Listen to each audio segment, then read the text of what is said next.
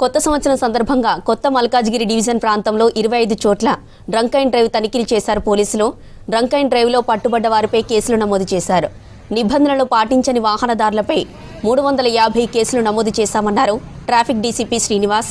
ప్రజల భద్రత కోసం డ్రంక్ అండ్ డ్రైవ్ తనిఖీలు చేశామన్నారు. ఇక న్యూ ఇయర్ సందర్భంగా ఎలాంటి అవాంఛనీయ సంఘటనలు జరగకుండా ఏర్పాట్లు చేశామన్నారు ట్రాఫిక్ డీసీపీ. కొట్టినా పర్లేదు కానీ సార్, ఒక బండి ఒకటి ఇవ్వండి సార్, పెనాల్టీ కట్టుకుంటారు సార్. నూతన సంవత్సరం ఇప్పటి వరకు దాదాపు 350 కేసుల దాకా జరిగినాయి.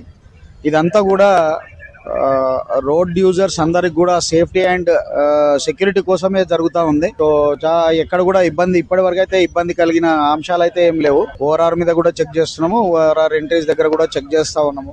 12 ప్లేస్లలో జరుగుతూ ఉంది. ఎక్కడ కూడా ఇబ్బంది లేకుండా జరుగుతూ ఉంది. మీరు చూస్తున్నారు కదా, అందరినీ చెక్ చేసి ఇది చేసుకొని కన్ఫర్మ్ అయిన తర్వాతనే సిటీలకు పంపించడం జరుగుతూ ఉంది.